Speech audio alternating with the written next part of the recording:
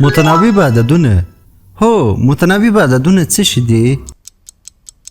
موږ څنګه کولای شو په متناوب ډول عددونه وشمیرو؟ متناوب عددونه چیرې استعمالیږي؟ السلام علیکم. د هارکور مکتب ګلالیو زده کوونکو ستړي مسئ.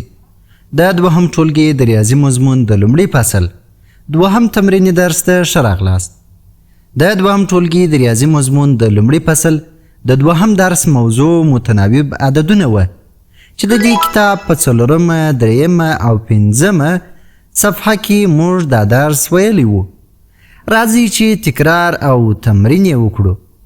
سمون جانه متناوب شمیرلو ته په انګلیسي کې څه ویل؟ ډېر ښه. سکیف کاونټینګ یې ورته ویل. راځو لومړي فعالیت ته. لومړی فعالیت. څوک به ووایي چې متناوب شمیرل څه شي دی؟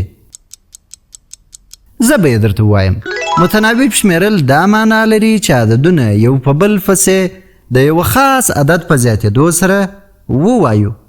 د بیلګې په توګه که موږ د دوو متناوب شمیرنه کوو نو داسې به وایو: 2 پر 2 به نور 2 اضافه کو 4 پر 4 به نور 2 اضافه کو 6 او پر 6 به 2 نور اضافه کو 8 او نور.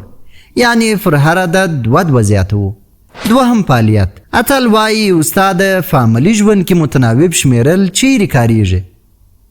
آفرین اتل جانه، ډېر ښه پوښتنه دې وکړه. راځئ چې په عملي ژوند کې د متناوب شمیرلو مثالونه وګورو. موږ په یو لاس کې 5 ګوتې لرو او په بل لاس کې هم 5 ګوتې لرو. پر 5 چې 5 اضافه کړو نو 10 کیږي. زموږ د راسته پښې ګوتې هم 5 دي. که هغه هم پر اضافه کړو نو 15 کیږي. د چپې پښې ګوتې مو هم 5 دي. که دا هم ورسره یو ځای کړو نو 20 ورڅخه جوړیږي. دا ډول شمیرلو ته د 5 په طریقه متناوب شمیرل یا هم سکیفینګ کاونټینګ وایي. دریم فعالیت.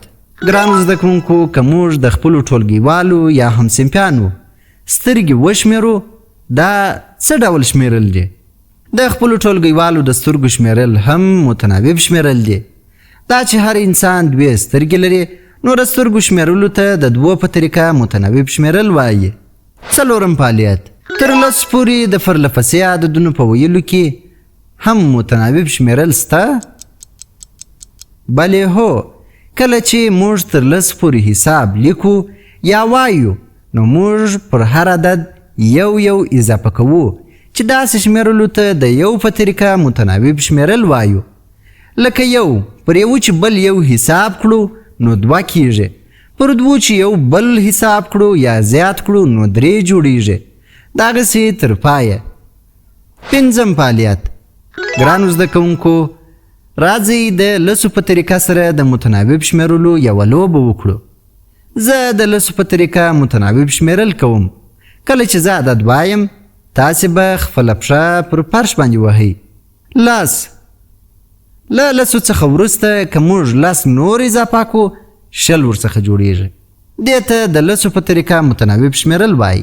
ګرانو زده کوونکو، نن مو متناوب شمیرنه زده کړه. کور ته ولاړ سئ او هڅه وکړئ د 2 په طریقه تر 50 پورې متناوب شمیرل وکړئ. د 5 په طریقه تر 100 پورې، د 10 په طریقه تر 100 پورې. دا و زموږ د نن ورځې د دوهم ټولګي د ریاضي مضمون د لومړي فصل د دوهم درس تکرار. تاسې د 3م درس موضوع در سره وګورئ. په مخه مو ښه. د خدای په امان.